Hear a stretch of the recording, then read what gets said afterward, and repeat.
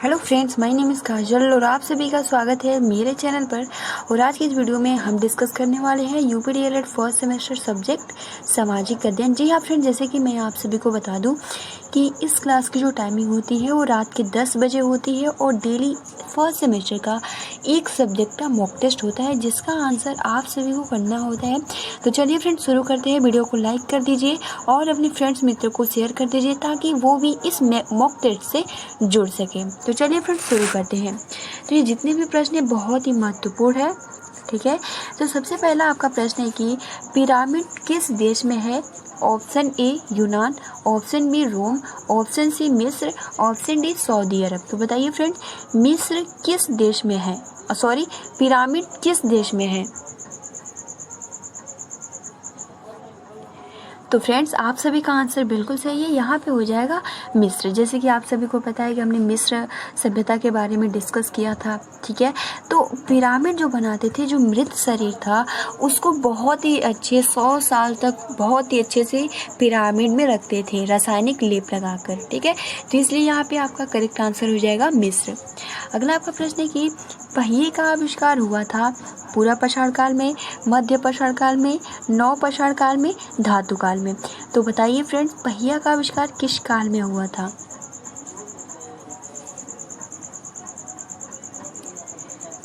तो फ्रेंड्स पहिए का आविष्कार जो हुआ था वो हुआ था नव पाषाण काल में। जी हाँ फ्रेंड्स, आप सभी का आंसर बिल्कुल सही है।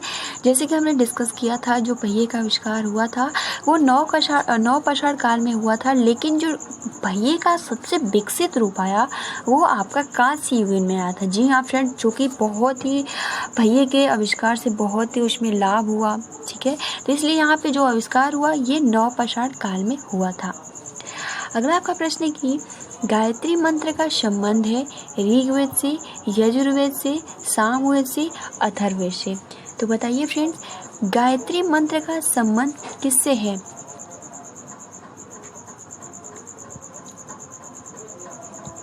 तो फ्रेंड्स आप सभी का आंसर बिल्कुल सही है।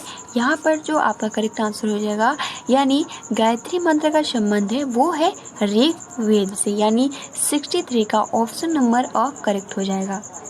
अगला आपका प्रश्न है कि पुराणों की संख्या है option A 18, option B 11, option C 13, option D 12। तो बताइए फ्रेंड्स, पुराणों की संख्या है कितनी है? तो फ्रेंड्स आप सभी का आंसर बिल्कुल सही है। पुराणों की जो संख्या होती है वो होती है 18। तो यहाँ पर आपका करेक्ट हो जाएगा, ठीक है, 18। अगला आपका प्रश्न है कि बुद्ध, शंख एवं धर्म त्रिरत्न है जैन धर्म के, बौद्ध धर्म के और तथा व दोनों, इनमें से कोई नहीं। तो बुद्ध, शंख एवं धर्म ये त्रिरत्न किस धर्म से संबंधित है? बताइए फ्रेंड्स।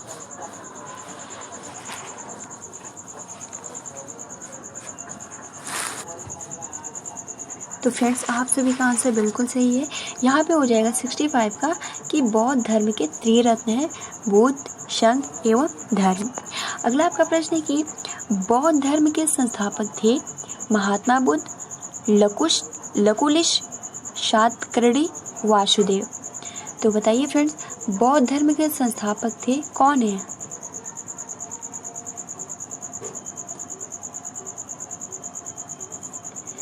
तो फ्रेंड्स यहाँ पे जो राइट आंसर हो जाएगा, बौद्ध धर्म के संस्थापक थे वो थे महात्मा बुद्ध। अगला आपका प्रश्न है कि सिंधु सभ्यता का सर्वाधिक उपयुक्त नाम है हड़प्पा सभ्यता, सिंधु सभ्यता घाटी, इनमें से कोई नहीं। तो बताइए फ्रेंड्स, सिंधु सभ्यता का सर्वाधिक उपयुक्त नाम है, बताइए, हड़प्पा सभ्यता या फिर सिंधु सभ्यता या फिर सिंधु घाटी सभ्यता?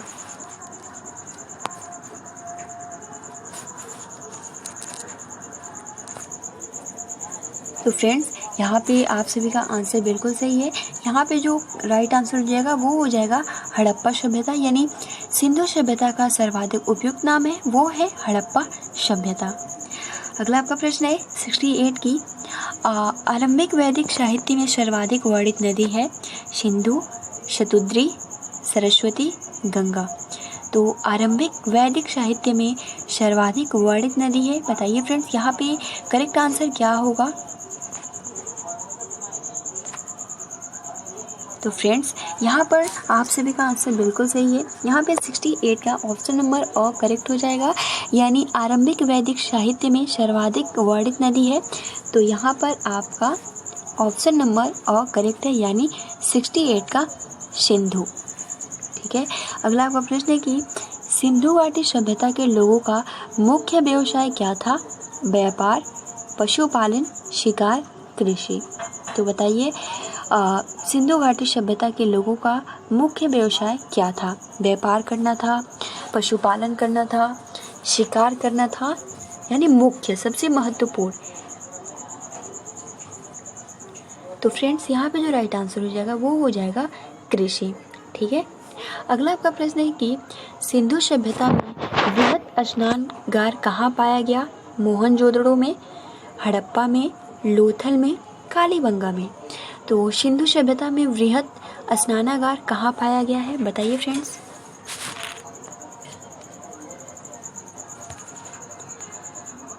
तो फ्रेंड्स आप सभी का आंसर बिल्कुल सही है। ठीक है, सिंधु सभ्यता में बृहत स्नानागार कहाँ पाया गया है? बताइए फ्रेंड्स, यहाँ पर कौन सा करेक्ट आंसर होगा? तो फ्रेंड्स यहाँ पे जो राइट आंसर हो जाएगा वो हो जाएगा मोहनजोदड़ो में। ठीक है, सिंधु सभ्यता में वृहत स्नानागार पाया जाता है, वो पाया जाता है मोहनजोदड़ो में। अगला आपका प्रश्न है कि हड़प्पा सभ्यता के अंतर्गत हल से जोते गए खेत का साक्ष्य कहाँ से मिला है? हड़प्पा सभ्यता के अंतर्गत हल से जोते गए खेत का साक्ष्य कहाँ से मिला है? रोपड़ से, लोथल से, कालीबंगा से या फिर वड़ावली से। तो बताइए फ्रेंड, हड़प्पा सभ्यता के अंतर्गत हाथ से जोते गए खेत का साक्ष्य कहाँ से मिला है? बताइए। तो फ्रेंड्स यहाँ पे जो आप सभी का राइट आंसर बिल्कुल सही है, यहाँ पे हो जाएगा कालीबंगा। ठीक है, अगला आपका प्रश्न है कि सिंधु सभ्यता की ईंटों का अलंकरण किस स्थान से मिला है? कालीबंगा से, मोहनजोदड़ो से, चनहुदड़ो से, वड़ावली से। तो सिंधु सभ्यता की ईंटों का अलंकरण किस स्थान से मिला है? बताइए फ्रेंड्स। तो फ्रेंड्स यहाँ पे जो राइट आंसर होगा कि सिंधु सभ्यता की ईंटों का अलंकरण किस स्थान से मिला है, तो वो मिला है कालीबंगा से, यानी यहाँ पे आपका अ करेक्ट आंसर हो जाएगा। ठीक है, अगला आपका प्रश्न है कि हड़प्पा सभ्यता की खोज हुई थी 1935, 1942, 1901, 1921। तो हड़प्पा सभ्यता की खोज कब हुई थी? बताइए फ्रेंड्स। तो फ्रेंड्स आप सभी का आंसर बिल्कुल सही है। हड़प्पा सभ्यता की जो खोज हुई थी वो हुई थी 1921 में। अगला आपका प्रश्न है कि हड़प्पा के लोगों की सामाजिक पद्धति कैसी थी? उचित समाज, क्षमतावादी, दास, श्रमिक आधारित, वर्ण आधारित, जाति आधारित। तो बताइए फ्रेंड्स, हड़प्पा के लोगों की सामाजिक पद्धति कैसी थी?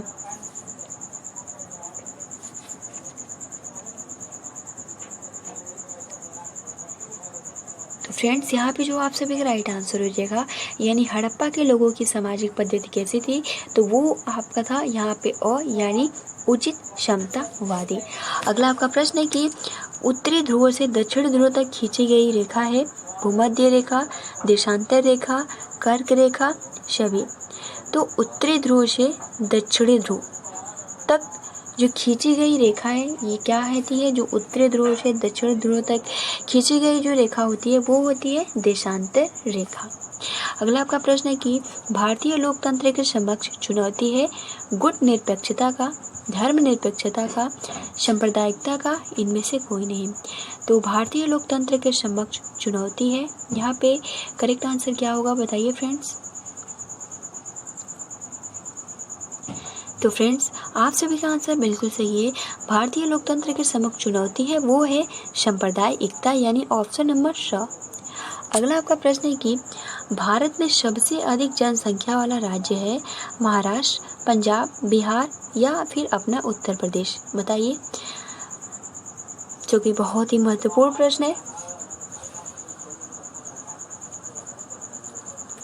तो फ्रेंड्स यहाँ पे अपना उत्तर प्रदेश हो जाएगा। ठीक है, यानी भारत में सबसे अधिक जनसंख्या वाला राज्य है वो है अपना उत्तर प्रदेश। ठीक है, अगर क्षेत्रफल की दृष्टि से बोले तो आपका महाराष्ट्र हो जाता, सॉरी राजस्थान हो जाता है। अगला आपका प्रश्न है कि भारत और पाकिस्तान के मध्य अंतर्राष्ट्रीय सीमा है मैकमोहन रेखा का, मकर रेखा का, कर्क रेखा का, रेड क्लिफ रेखा का। तो बताइए फ्रेंड्स, भारत और पाकिस्तान के मध्य अंतर्राष्ट्रीय सीमा है, क्या होगा यहाँ पे राइट आंसर, बताइए फ्रेंड्स। तो फ्रेंड्स आप सभी का आंसर बिल्कुल सही है, रेड क्लिफ सीमा। ठीक है, यहाँ पे आपका द करेक्ट हो जाएगा। अगला आपका प्रश्न है कि भारत तथा चीन के मध्य अंतर्राष्ट्रीय सीमा है मैकमोहन रेखा, रेड क्लिफ रेखा, कर्क रेखा, मकर रेखा। तो बताइए भारत तथा चीन के मध्य अंतर्राष्ट्रीय सीमा है वो क्या है। जैसे कि अभी हमने जस्ट डिस्कस किया रेड क्लिफ रेखा, तो आप सभी का आंसर तो बिल्कुल सही है। ठीक है, भारत तथा चीन के मध्य अंतर्राष्ट्रीय सीमा जो है वो है मैकमोहन रेखा। ठीक है, ऑप्शन नंबर अ करेक्ट हो जाएगा। अगला आपका प्रश्न है कि भारत के मध्य से होकर गुजरने वाली रेखा है कर्क रेखा, मकर रेखा, अ तथा ब दोनों, इनमें से कोई नहीं। तो भारत के मध्य से होकर गुजरने वाली रेखा क्या है, बताइए फ्रेंड्स। तो फ्रेंड्स आप सभी का आंसर बिल्कुल सही है, भारत के मध्य से होकर गुजरने वाली रेखा है वो है कर्क रेखा। अगला आपका प्रश्न है कि चाणक्य द्वारा लिखित अर्थशास्त्र में वर्णन है तत्कालिक सामाजिक स्थिति का, राजनीतिक स्थिति का, धार्मिक स्थिति का, कोई नहीं। तो चाणक्य द्वारा लिखित अर्थशास्त्र में वर्णन तात्कालिक है, क्या है बताइए फ्रेंड्स। तो फ्रेंड्स आप सभी का आंसर बिल्कुल सही है, चाणक्य द्वारा लिखित अर्थशास्त्र में वर्णन है तत्कालिक राजनीतिक स्थिति का। अगला आपका प्रश्न है कि आदि मानव अपनी रक्षा के लिए जिन औजारों का प्रयोग करते थे वे बने थे लोहे के, तांबे के, पत्थर के या लकड़ी के। तो फ्रेंड्स आदि मानव अपनी रक्षा के लिए जिन औजारों का प्रयोग करते थे वे बने थे पत्थर के, यानी यहाँ पे आपका ऑप्शन नंबर सी करेक्ट हो जाएगा, 82 का 100। अगला आपका प्रश्न है कि निम्नलिखित में से कौन सा सामाजिक अध्ययन के अंतर्गत नहीं आता है, इतिहास, रसायन शास्त्र, नागरिक शास्त्र, भूगोल। तो बताइए कि इतिहास के अंतर्गत इसमें क्या नहीं आता है, कौन सा सब्जेक्ट नहीं आता है। जैसे कि सामाजिक अध्ययन में हम इतिहास भी पढ़ते हैं, भूगोल भी पढ़ते हैं, नागरिक शास्त्र भी पढ़ते हैं, अर्थशास्त्र भी पढ़ते हैं, बट जो आपका रसायन शास्त्र है ये हम नहीं पढ़ते हैं। ठीक है, तो इसलिए यहाँ पे जो राइट आंसर हो जाएगा वो हो जाएगा यहाँ पे आपका ब। ठीक है, अगला आपका प्रश्न है कि पृथ्वी के मध्य से गुजरने वाली रेखा है भूमध्य रेखा, देशांतर रेखा, कर्क रेखा, मकर रेखा। तो बताइए फ्रेंड्स यहाँ पर करेक्ट आंसर क्या होगा। पृथ्वी के मध्य से गुजरने वाली रेखा है,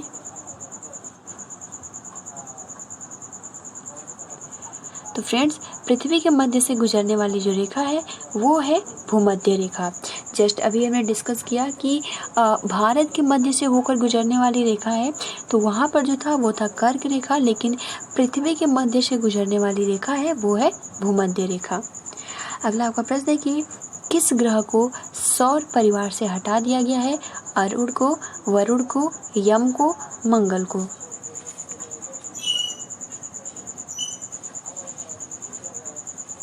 तो बताइए फ्रेंड्स किस ग्रह को सौर परिवार से हटा दिया गया है। तो फ्रेंड्स यहाँ पे आप सभी का आंसर बिल्कुल सही है, जो आपका यम ग्रह है इसको सौर परिवार से हटा दिया गया है, यानी 85 का जो राइट आंसर हो जाएगा वो हो जाएगा यम। अगला आपका प्रश्न है कि जब सूर्य और चंद्रमा के बीच, ठीक है, यानी जब सूर्य और चंद्रमा के बीच पृथ्वी आ जाती है, यानी जब सूर्य और चंद्रमा के बीच पृथ्वी आ जाती है तो क्या होता है, सूर्य ग्रहण होता है, चंद्र ग्रहण होता है और तथा वो दोनों, इनमें से कोई नहीं। यानी जब सूर्य और चंद्रमा के बीच जब पृथ्वी आ जाती है तो क्या होता है बताइए फ्रेंड्स, हमने बहुत ही अच्छे से डिस्कस किया था। तो फ्रेंड्स जब सूर्य और चंद्रमा के बीच पृथ्वी आ जाती है तो क्या होता है, चंद्र ग्रहण होता है। ठीक है, इसलिए यहाँ पे ऑप्शन नंबर आपका ब करेक्ट हो जाएगा, चंद्र ग्रहण। ठीक है फ्रेंड्स, अगला आपका प्रश्न है कि जब पृथ्वी और सूर्य के बीच चंद्रमा आ जाता है तो उसे कहते हैं, यानी देखिए पहला ये इसमें इन दोनों में बहुत ही कन्फ्यूजन होता है। तो देखिए पहले जो चंद्र ग्रहण होता है तो उसमें क्या होता है कि सूर्य और चंद्रमा के बीच क्या होता है, पृथ्वी आ जाती है। ठीक है, तो क्या होता है, चंद्र ग्रहण लगता है। लेकिन जब सूर्य ग्रहण की बात करें तो पृथ्वी और सूर्य के बीच जब चंद्रमा आ जाता है तो क्या होता है, सूर्य ग्रहण हो जाता है। तो इस तरीके से, क्योंकि आप सभी को पता है कि चंद्रमा के पास अपना कोई प्रकाश नहीं है, तो जब पृथ्वी के सामने सूर्य ग्रहण के जो सूर्य होता है उसके सामने पृथ्वी आ जाती है, क्योंकि पूरा ढक जाता है, इसकी वजह से पूरा अंधेरा हो जाता है। तो इसलिए हम क्या बोलते हैं उसको, सूर्य ग्रहण। ठीक है, अगला आपका प्रश्न है कि मोहनजोदड़ो कहाँ स्थित है, पंजाब में, सिंध में, उत्तर प्रदेश में, गुजरात में। तो मोहनजोदड़ो कहाँ स्थित है बताइए फ्रेंड्स।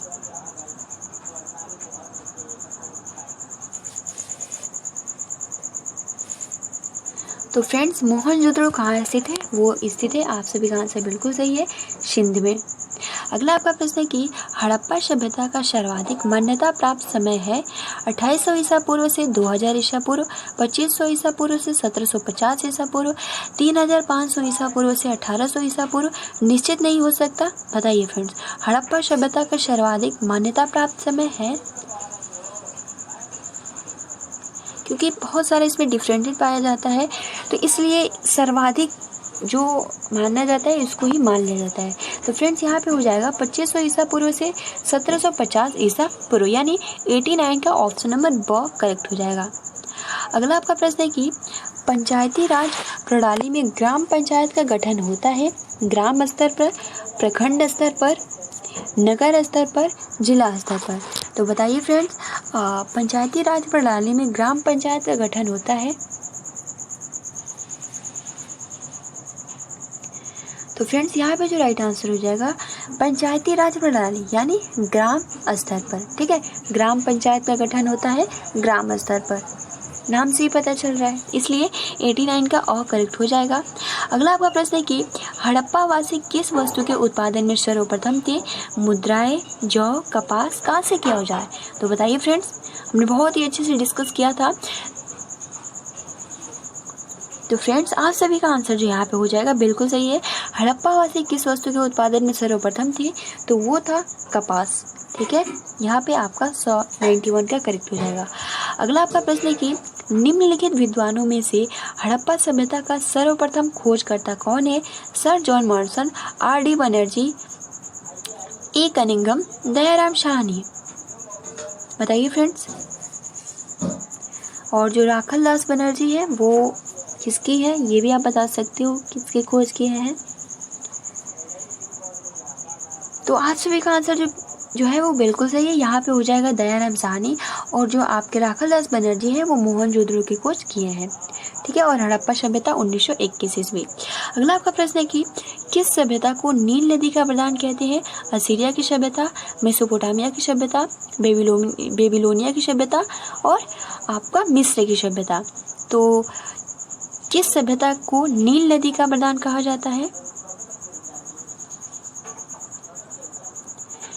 बिल्कुल सही, आप सभी का आंसर बिल्कुल सही, यहाँ पे हो जाएगा मिस्र की सभ्यता। ठीक है, मेसोपोटामिया की सभ्यता से हमने डिस्कस भी किया था। मेसोपोटामिया दो नदियों के बीच का समूह है, जिसमें आपका दजला और फरात नदी आ जाता है, उसके बीच स्थित है मेसोपोटामिया।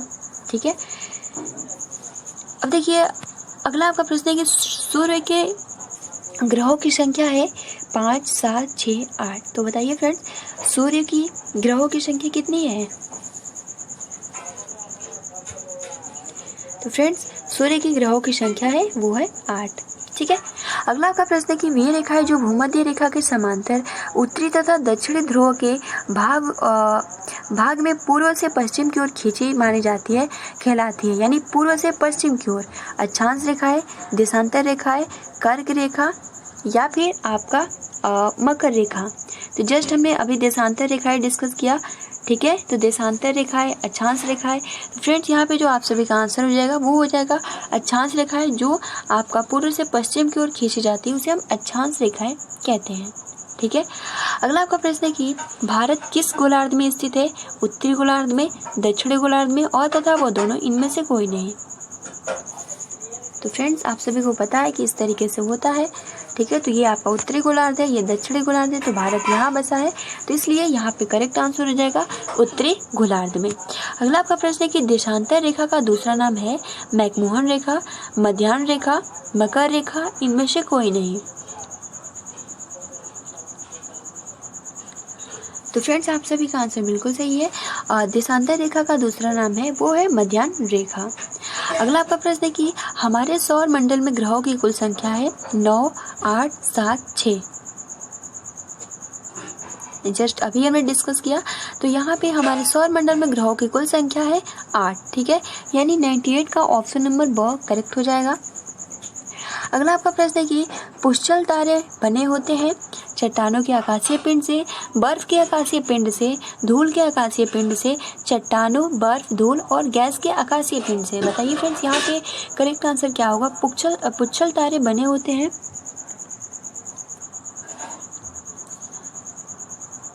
तो फ्रेंड्स आप सभी का आंसर बिल्कुल सही है। जो पुष्चल तारे बने होते हैं वो चट्टानों, बर्फ, धूल और गैस के आकाशीय पिंड से। अगला आपका प्रश्न है कि एक पूर्णिमा से दूसरी पूर्णिमा तक अपनी कलाओं को पूरा करने में चंद्रमा का लगने वाला समय है 31 दिन, 30 दिन, 29 दिन, 8 घंटे, 28 दिन, 23 घंटे। तो फ्रेंड्स यहाँ पे हो जाएगा 21 दिन, यानी एक पूर्णिमा से दूसरी पूर्णिमा तक अपनी कलाओं को पूरा करने में चंद्रमा को लगने वाला समय है वो है 31 दिन। अगला आपका प्रश्न है कि गाँव में सार्वजनिक सुविधाओं का प्रबंध करने की व्यवस्था होती है स्वशासन द्वारा, जिला प्रशासन द्वारा, विकास खंड शासन द्वारा और तहसील शासन द्वारा। तो गाँव में सार्वजनिक सुविधाओं का प्रबंध कौन करता है? आप सभी को बताना है। तो फ्रेंड्स गांव में सार्वजनिक सुविधाओं का प्रबंध करने की व्यवस्था होती है वो होती है यानी विकास खंड शासन द्वारा। अगला आपका प्रश्न है कि भारत में किस प्रकार की दलीय व्यवस्था है? एकात्मक, 2 दलीय, बहुदलीय, इनमें से कोई नहीं। तो फ्रेंड्स यहाँ पे आप सभी का आंसर बिल्कुल सही है, बहुदलीय हो जाएगा। अगला आपका प्रश्न है कि पृथ्वी का उपग्रह है चंद्रमा, बुध, शनि, वरुण। तो आप सभी का आंसर बिल्कुल सही है, पृथ्वी का उपग्रह है वो है चंद्रमा। अगला आपका प्रश्न है कि सबसे बड़ा ग्रह कौन सा है? बृहस्पति, शुक्र, मंगल, शनि। तो सबसे बड़ा ग्रह कौन सा है? तो फ्रेंड्स आप सभी का आंसर बिल्कुल सही है, सबसे बड़ा जो ग्रह है वो है बृहस्पति। अगला आपका प्रश्न है कि हड़प्पा सभ्यता के रहने वाले थे ग्रामीण, शहरी, खानाबदोश, जनजातीय। तो हड़प्पा सभ्यता के रहने वाले थे तो फ्रेंड्स शहरी। ठीक है, यहाँ पे आपका ब करेक्ट हो जाएगा। अगला आपका प्रश्न है कि सिंधु सभ्यता के घर किससे बनाए जाते थे? ईंट से, बांस से, पत्थर से, लकड़ी से। तो फ्रेंड्स जैसे कि आप सभी को पता ही था कि सिंधु सभ्यता जो था बहुत ही विकसित था, तो जो सिंधु सभ्यता के घर थे वो ईंट से बने थे। ठीक है, यहाँ पे और करेक्ट हो जाएगा। अगला आपका प्रश्न है कि मोहनजोदड़ो की सबसे बड़ी इमारत है पुरोहितवास, स्नानागार, अन्नागार, विद्यालय भवन। तो फ्रेंड्स जस्ट हमने शुरू में डिस्कस किया। तो फ्रेंड्स आप सभी का जो आंसर हो जाएगा वो हो जाएगा स्नानागार। तो फ्रेंड्स आज के जितने भी प्रश्न थे बहुत ही महत्वपूर्ण है और 100% मैं कह रही हूँ ना कि आप सभी के एग्जाम में इसी से रिलेट करके प्रश्न आएंगे, इससे बाहर कुछ नहीं आएंगे। तो फ्रेंड्स आज के लिए इतना ही। वीडियो को लाइक कर दीजिए, ठीक है, और अपने फ्रेंड्स मित्रों को शेयर कर दीजिए। और मेरी तरफ से आप सभी को शुभ रात्रि, good night, have a sweet dreams.